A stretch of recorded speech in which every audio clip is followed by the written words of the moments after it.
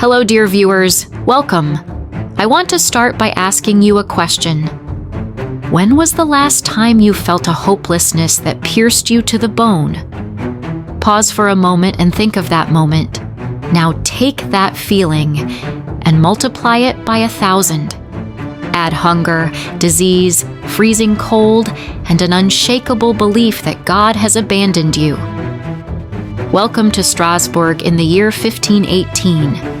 In this video, I won't just tell you about a strange historical event. I will take you into the darkest, deepest pit of human psychology. I will take you to a moment where the body succumbs to the mind and reason yields to madness. Because what we are talking about today is not a dance. It is the story of a terrible rebellion of the soul against the body, one that claimed the lives of hundreds. This is the epic of the 1518 dancing plague. Before we go back to the moment when it all began, we need to set the scene properly. Strasbourg in 1518 was not the colorful, timber-framed fairy tale town you see in tourist brochures. Definitely not. The city had been living under what felt like a curse for several years.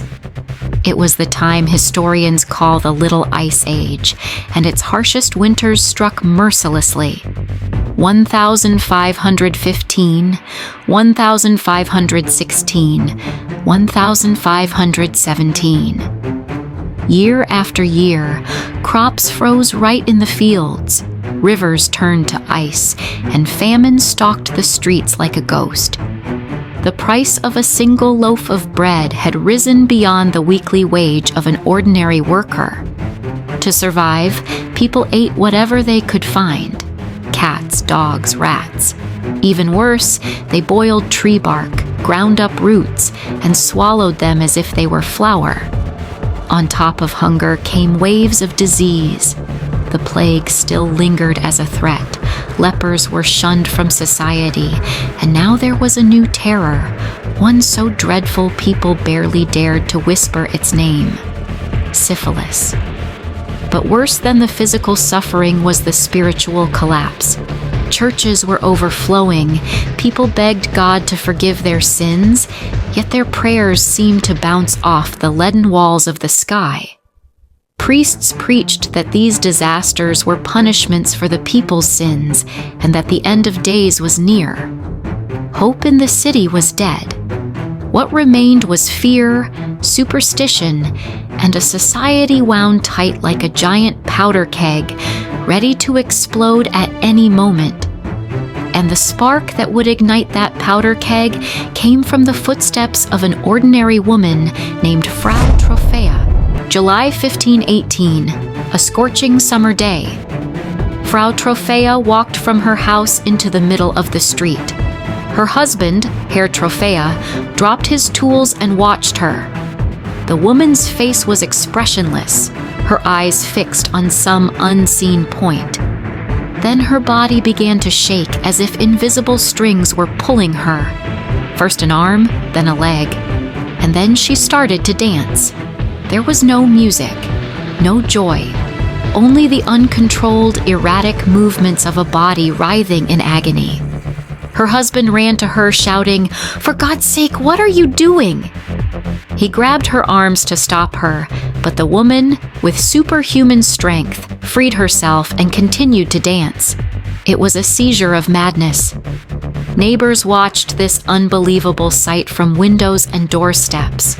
Whispers spread through the street. "The devil has possessed her. She's cursed." Yet no one dared to approach. The day passed, night came, and Frau Troffea was still dancing. The next day, and the day after that.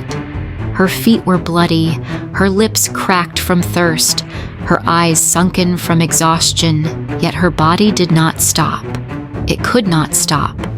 She continued this torturous dance for 6 full days, and on the 7th day, the dam broke.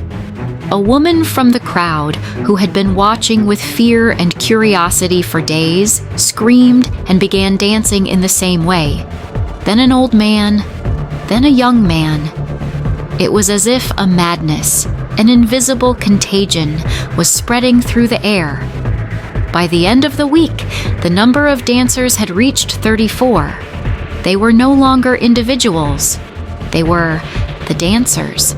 Within a month, the number of people dancing in different parts of the city had reached 400. The city council, guild leaders, and the local elite gathered in panic. What were they to do? Was this an uprising, a conspiracy, or divine punishment? The medical understanding of the time was based on the theory that the human body consisted of 4 humors: blood, phlegm, yellow bile, and black bile. Doctors concluded that these dancers were suffering from an excess of overheated blood, a condition they called hot blood disease. In their view, the body was trying to expel this surplus of diseased blood through sweat, which explained the violent movements. And from this, they gave one of the deadliest medical prescriptions in history. The solution was more dancing. Yes, this is not a joke. It was a tragedy. The authorities set out to implement this treatment. They cleared out one of the city's largest market squares. Carpenters were ordered to build a massive wooden stage. And worst of all, professional musicians were hired to help the poor sufferers by keeping rhythm for them. Drums, flutes, trumpets. The city was suddenly transformed into a giant open-air festival ground. But there was no joy in this festival, only death. The construction of the stage and the music was like pouring fuel on the fire. The crowd went even madder. Cheerful flute melodies mingled with the groans of people in agony. The pounding of drums drowned out the thuds of bodies collapsing from exhaustion. The stench was unbearable. Sweat, blood, and death fused into one. People literally danced until their last breath. Heart attacks, brain hemorrhages, dehydration. At the peak of the outbreak, in the month of August, an average of 15 people per day died on that stage, before everyone's eyes. The city's so-called healing stage had turned into an arena of death. The disaster grew so immense that the authorities finally realized they had made a terrible mistake. They dismantled the stage, banned the music, and forcibly led the survivors to the nearby chapel of St. Vitus. But what had really happened? What was behind this collective madness? Let's dive into these theories like detectives. Theory 1. Poisoned bread, ergotism. At first glance, this theory seems very logical. We know that rye bread contaminated with ergot fungus contains a hallucinogenic poison similar to LSD. This poison can also cause muscle spasms. You might say, well, there it is. That's the reason. But leading historians like John Waller disagree. Waller argues that a group of people suffering from ergot poisoning could not possibly perform a coordinated dance that lasted for days and required such energy. The poison cuts off blood circulation, leading to gangrene, and would make victims too sick to dance. So yes, spasms could occur, but this was not dancing. This theory falls short of explaining the scale and form of the outbreak. Theory 2. The curse of St. Vitus, religious hysteria. To understand this theory, we need to step into the mindset of the era. St. Vitus was considered the patron saint of those suffering from epilepsy and neurological disorders. But there was also a widespread belief that anyone who disrespected him would be cursed to dance without stopping. In fact, about 150 years earlier, in 1374, smaller dance outbreaks had occurred in towns along the Rhine River. So this was a fear embedded in Europe's collective consciousness. Could it be that the people of Strasbourg, worn down by suffering, believed they had been cursed by God and struck by the wrath of St. Vitus? Could this have been a kind of mass ritual of penance? This theory explains very well why the outbreak ended at the St. Vitus Chapel. People believed their minds would only be freed from the curse once forgiven by the saint himself. Theory 3. Exploding minds, mass psychogenic illness. And now, we come to the strongest, most scientific, and at the same time most unsettling theory, mass hysteria, or as it is known today, mass psychogenic illness. Remember those horrific living conditions and the endless stress I described at the beginning of the video. Psychologists call this a dissociative trance state.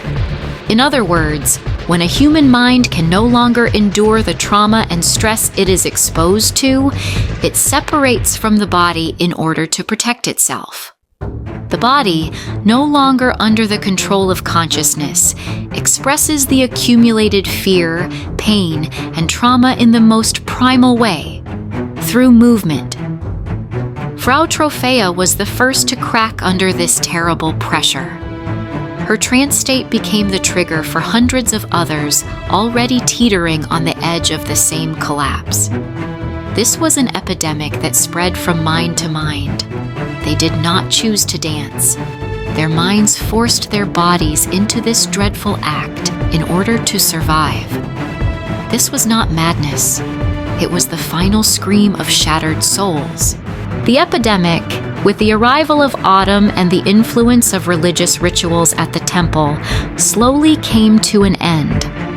What remained were hundreds of dead and a tragedy inscribed on one of the strangest pages of history, one that can never be fully understood. You might say, well, wasn't this just a peculiarity of the Middle Ages? Not quite. In 1962, in Tanzania, then called Tanganyika, a laughing fit that began as a prank at a girls' school spread to more than 1,000 people within weeks, forced schools to close, and lasted for a full 18 months.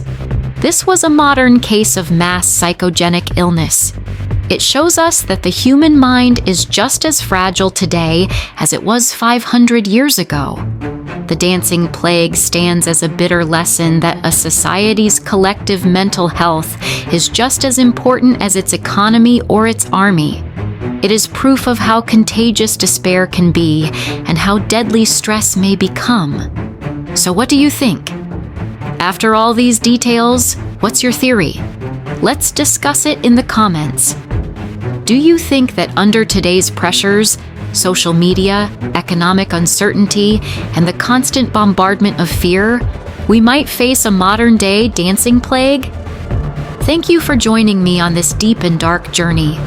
If you enjoy incredible events like this from history, don't forget to subscribe to my channel and ring that bell to become part of our family.